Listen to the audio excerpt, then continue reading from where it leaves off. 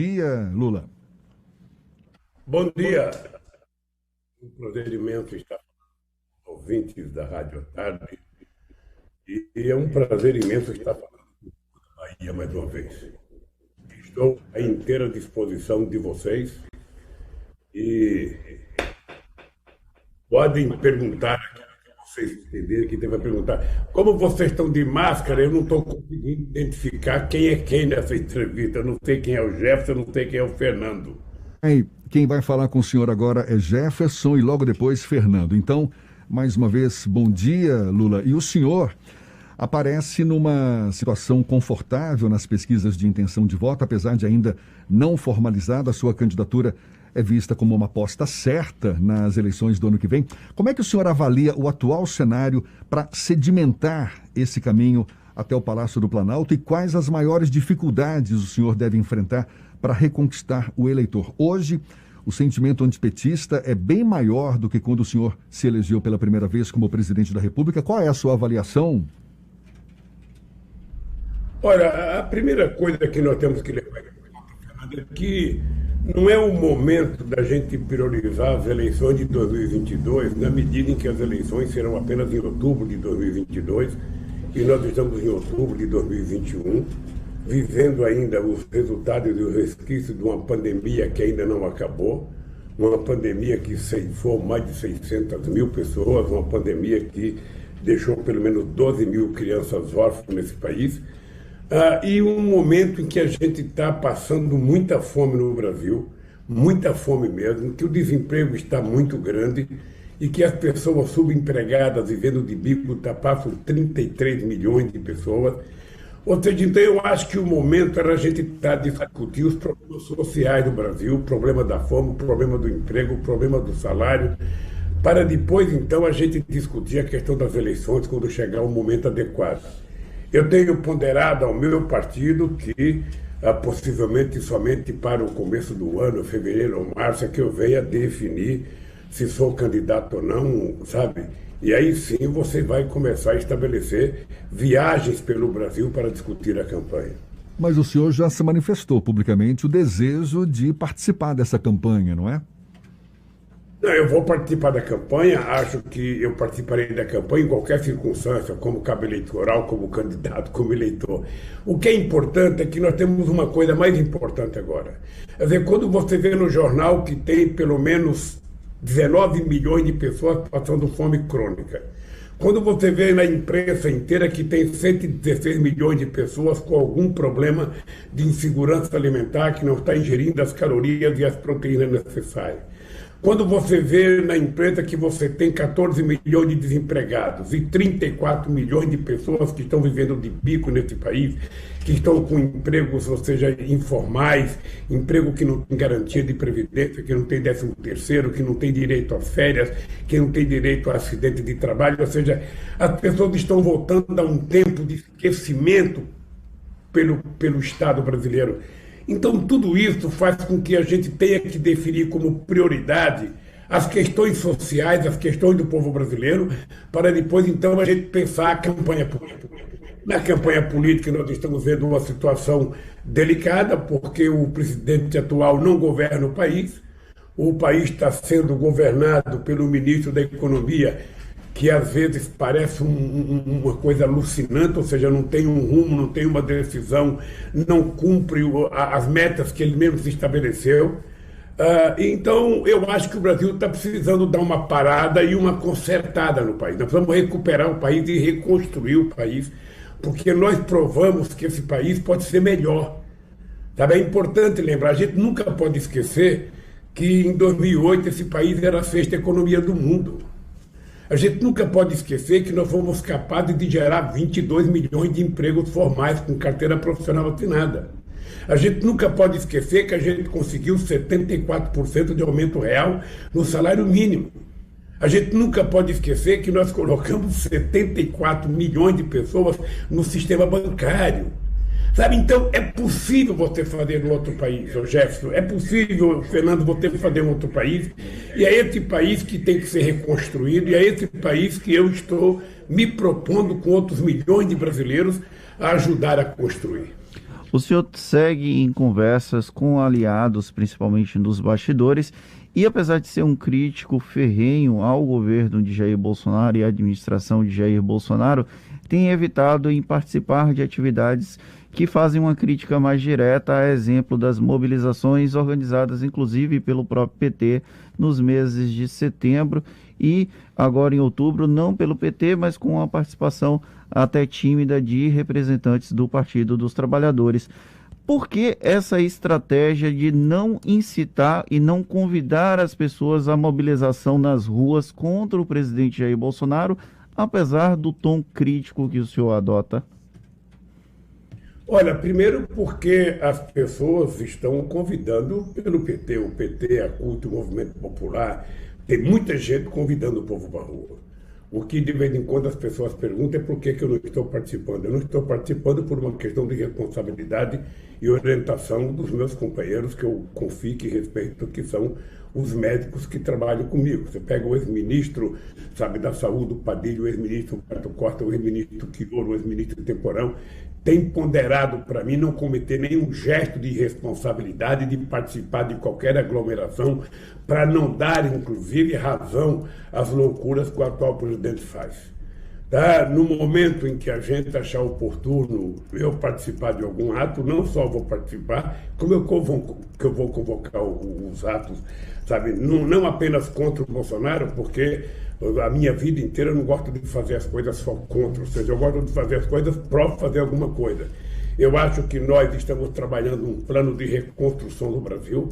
Nós precisamos apresentar para a sociedade brasileira, sabe, que tipo de política nós queremos fazer de desenvolvimento para que o Brasil possa retomar, sabe, aquilo que ele já foi. Vocês acompanharam os governos nossos. Vocês acompanharam e acompanham os governos do PT na Bahia. Ou seja, é plenamente possível você fazer uma coisa mais saudável, mais civilizada. É plenamente possível você pensar nas pessoas mais humildes. Eu, por exemplo, não acredito em nenhum modelo econômico que não coloque o pobre dentro do orçamento do município, do Estado e da União. Eu provei que o pobre não é problema. Eu provei que o pobre é solução. Quando ele está participando no bolo do orçamento, quando ele está participando na receita construída pela sociedade brasileira, esse cidadão vira um consumidor, ele vira um cidadão de primeira classe, ele sobe um degrau na escala social, ele pode participar do dinamismo do crescimento da economia desse país. E foi isso que nós fizemos e deu certo, e é isso que a gente quer fazer. Então, eu pretendo ir para a rua, pretendo no momento adequado, eu quero ir para a rua, eu adoro ir para a rua, eu adoro fazer atividade política e eu quero ir com muito cuidado e com muita responsabilidade para que a gente possa conversar com o povo de forma muito serena, muito tranquila e muito madura, para que o povo compreenda o que está acontecendo no Brasil e o povo seja sujeito da história para a gente tentar mudar esse país. Lula, a sua volta à cena política reposiciona a oposição ao governo de Jair Bolsonaro, ao mesmo tempo em que partidos alinhados ao Planalto também são levados a refletir sobre esse novo cenário. Ou seja, o fator Lula acabou devolvendo a bola dos partidos de oposição ao campo. Já se pode falar em união da esquerda ou ainda é um longo caminho pela frente para conseguir essa união, Lula? Olha, nós vamos trabalhar para construir a união dos setores progressistas de esquerda da sociedade. Na verdade, há um longo caminho ainda. Veja, primeiro porque eu defendo a ideia de que seja normal que cada partido político queira ter candidato a presidente, queira ter candidato a governador, queira ter candidato ao Senado. É normal e é bom que seja assim.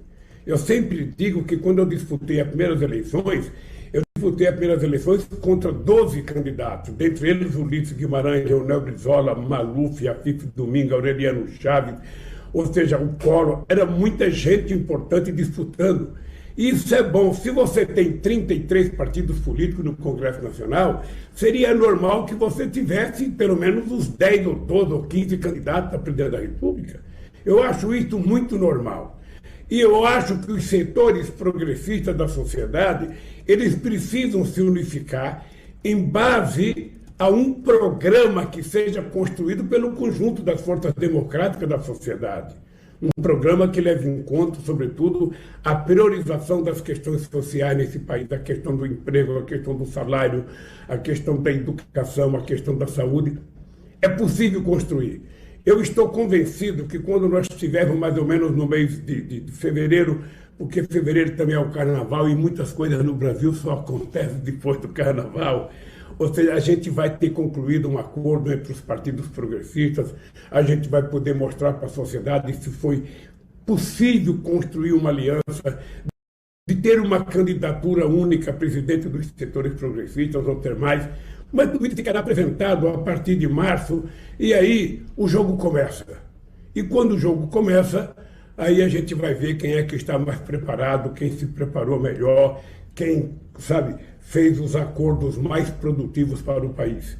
Eu estou muito otimista com a perspectiva de a gente recuperar a democracia para o Brasil, da gente voltar a fazer política de inclusão social, da gente voltar a fazer o povo sorrir outra vez, de alegria, porque está vendo o seu filho para a escola, está vendo o seu filho comer, está vendo o seu filho ser tratado com o mínimo de dignidade e respeito.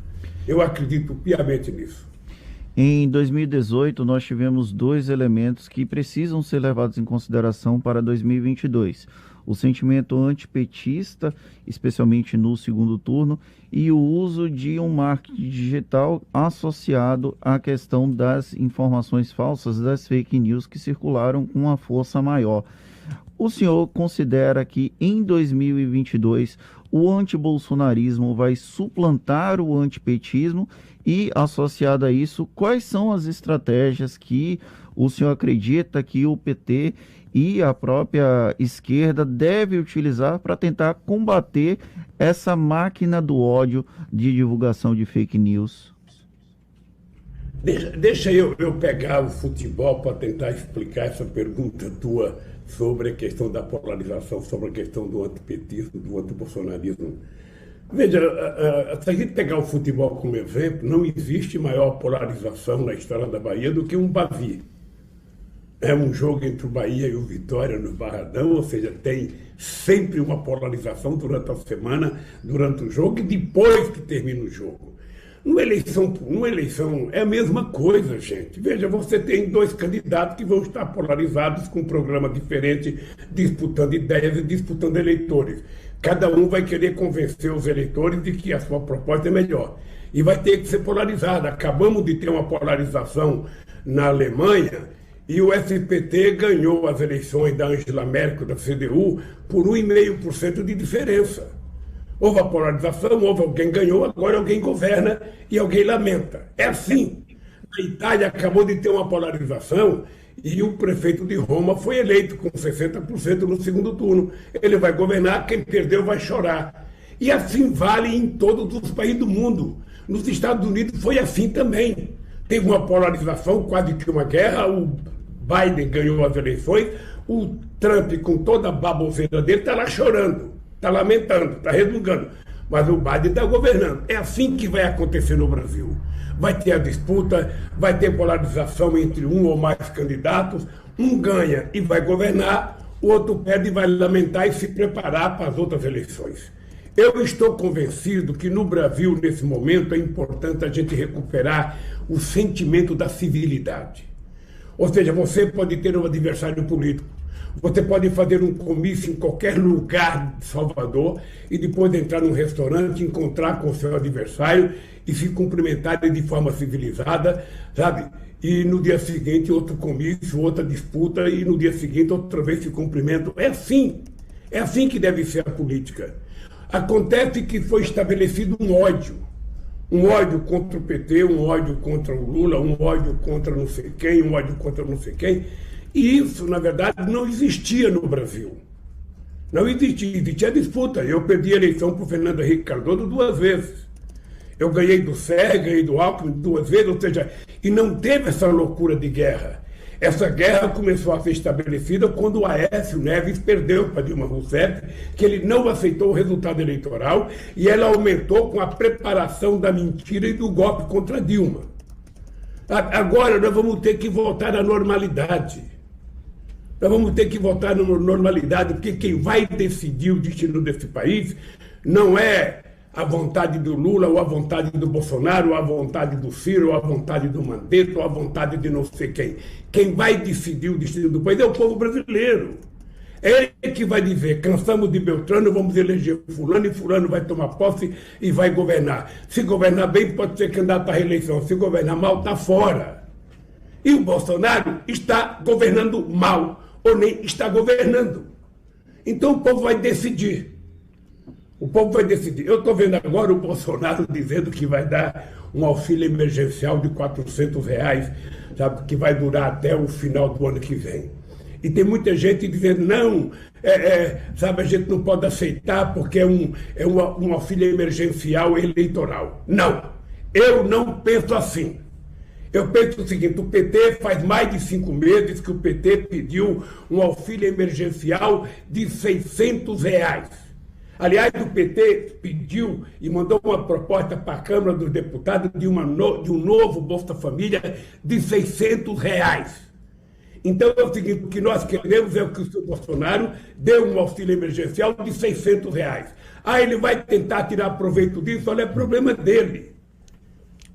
E é problema da sabedoria do povo. Se alguém acha que vai ganhar o povo porque vai dar um salário emergencial de R$600, paciência. Eu acho que o povo merece os R$600 e acho que ele tem que dar. Não tem que ficar inventando, e nós reivindicamos isso. Então nós não podemos querer que o povo continue na miséria por conta das eleições de 2022. Presidente, o senhor não falou sobre a questão das fake news. Olha, a fake news é o seguinte, eu acho que o fake news ele pega muito mais contra pessoas que são desconhecidas. Eu acho que eles vão ter mais dificuldade de fazer as pessoas acreditarem na quantidade de mentiras que eles contam todo santo dia. Já é público e notório que o Bolsonaro mente pelo menos 5 vezes por dia. Isso já é público, isso já está registrado em toda a imprensa do mundo. O Bolsonaro mente 5 vezes por dia, mais do que o Trump, ou às vezes igualava o Trump quando mentia também. Pois bem, eu acho que quando você tem uma vida pública conhecida, sabe, e você faz política há muito tempo, nem todas as mentiras que contam a teu respeito vai pegar. Sabe, nós não vamos fazer uma campanha mentirosa, nós não vamos fazer uma campanha com base no fake news, nós não vamos fazer uma campanha com base no ódio, nós vamos fazer uma campanha na perspectiva de fazer com que aumente o nível de consciência política da sociedade brasileira, que as pessoas compreendam corretamente o que está acontecendo no Brasil. E nós não vamos querer aceitar a mentira. Nós não vamos querer aceitar mentira. Eu espero que a Justiça Eleitoral esteja preparada desta vez para evitar a indústria do fake news que foi criada nas eleições de 2018 e que foi criada durante todo esse período. Eu acho que a Suprema Corte está cuidando disso, eu acho que a Justiça Eleitoral está cuidando disso, eu acho que é preciso intimar as grandes empresas, sabe, que prestam serviços para que elas possam ter responsabilidade e não aceitarem a predominância da indústria do fake news, inclusive por alguém que queira contratar a indústria de fora do Brasil para mandar mensagem para o Brasil. Nós estamos de olho, eu acho que todos os partidos políticos têm que se preparar para que os partidos que não querem mentir para a sociedade enfrentem aqueles que vivem da mentira. Lula, nesse ano pré-eleitoral é natural que os partidos se articulem em busca de novos apoios, novas coligações, e a gente tem visto uma aproximação do presidente Jair Bolsonaro com progressistas, o PP, partido que é aliado do governo Rui Costa aqui na Bahia, principalmente na figura do vice-governador João Leão. Como é que vai ser resolvida essa questão caso Bolsonaro, de fato, se filie ao PP? O senhor acha que o partido vai ter que deixar o governo Rui Costa? Olha, eu sinceramente acho que o que está acontecendo hoje é a negação do próprio discurso do Bolsonaro em 2018. Vocês que são jornalistas acompanharam, acho que melhor do que eu, porque eu estava na Polícia Federal, quando o Bolsonaro acusava a velha política, que ele não ia ter emprego político, que ele não ia se subordinar a partido político, que ele não ia fazer negociação com deputados. Vocês estão lembrados disso? Tá? Ele era um velho falando mal da velha política e dizendo que quer construir a nova política. O que está acontecendo no Brasil hoje, meus amigos Jefferson e meu amigo Fernando? O que está acontecendo no Brasil hoje? Veja, primeiro nós temos uma novidade no Brasil. Nós temos o orçamento secreto do relator. Nunca existiu na história do Brasil um orçamento do relator. Ou seja, um orçamento que envolve 20 bilhões de reais. Tem mais um orçamento secreto na mão do presidente do Senado, mais um na mão do presidente da Câmara. Ou seja, para fazer o quê? Para dar emendas para deputados na perspectiva de ganhar voto. Ou seja, essa é a nova política. Eles estão praticando a mais horrenda, velha política da história desse país, com a maior disfarçatez.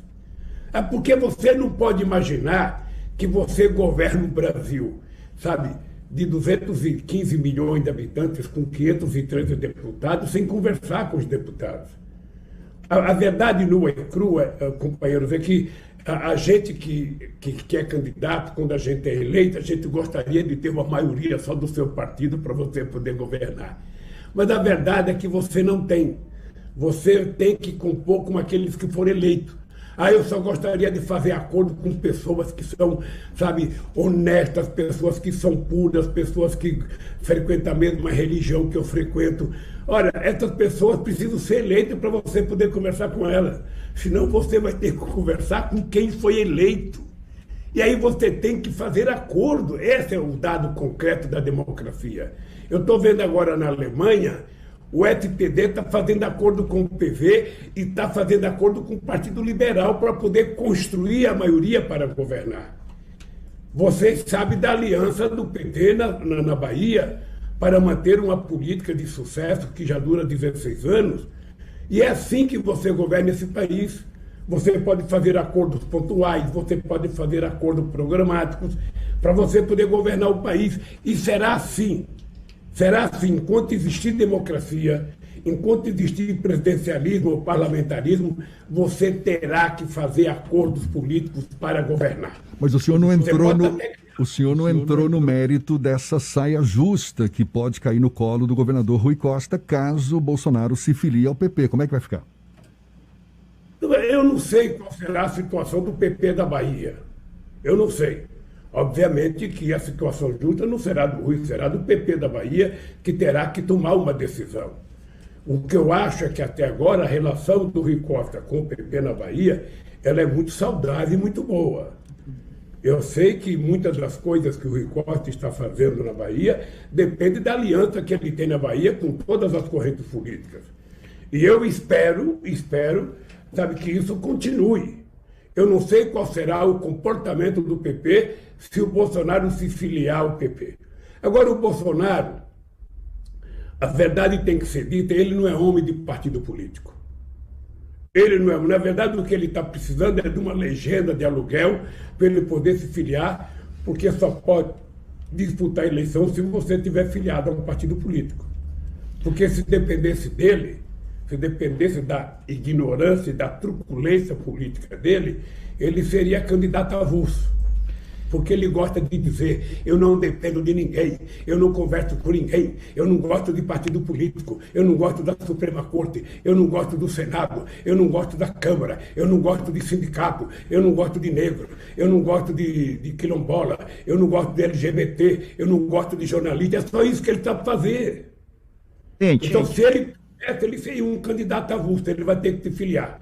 Presidente, para encerrar, voltando à questão da Bahia, o adversário de Jacques Wagner aqui no estado, o Assemineto, o bastidor, o entorno dele indica que é preciso conter a onda Lula para evitar uma repetição de 2006, em que Lula acaba puxando muitos votos para o Jacques Wagner, o galego, como você costuma chamar. Como fazer com que essa onda Lula continue na Bahia, independente do esforço do grupo político adversário que tenta conter essa onda aqui no estado? Olha, eu tenho primeiro uma relação com o meu companheiro Wagner, que é histórica. É do movimento sindical, é dos anos 70 ainda. Então é uma relação histórica, é um companheiro da minha mais extrema confiança, é um companheiro que eu gosto como se tivesse, sabe, conversando com o irmão, com o filho, ou seja, e eu quero manter essa relação. Segundo, eu tenho, o companheiro Jefferson e Fernando, um respeito profundo pela gratidão que o povo baiano tem demonstrado na relação comigo. Não foi a primeira vez que eu fui, sabe, fazer comício em Salvador e eu dizia que em algum momento, sabe, da minha vida, numa outra encarnação, eu fui baiano. Porque o carinho que o povo baiano tem demonstrado por mim é muito grande e eu tenho tentado fazer um esforço muito grande para ser recíproco ao carinho que o povo baiano tem comigo. E espero continuar merecendo esse carinho, espero continuar retribuindo esse carinho. É importante lembrar que a Bahia, em 2018, foi o lugar em que o Haddad foi mais votado. É importante a gente lembrar a performance tanto do Wagner quanto do Rui Costa.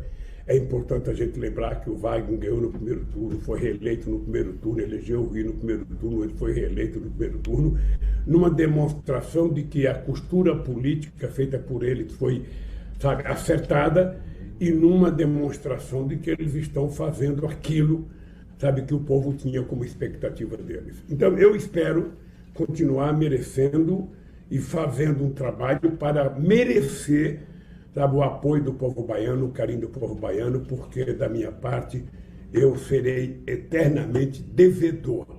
Luiz Inácio, com o povo baiano. Luiz Inácio Lula da Silva, muito obrigado pela sua disponibilidade, pela atenção dada aos nossos ouvintes. Um abraço, seja sempre bem-vindo aqui conosco. Bom dia e até uma próxima, então. Bom dia, Fernando, bom dia, Jefferson, e até a próxima oportunidade. Um abraço ao povo da Bahia. Tá certo, então tá dado o recado. Aproveitar para agradecer as dezenas de rádios que retransmitiram o nosso programa, 33 rádios retransmitiram em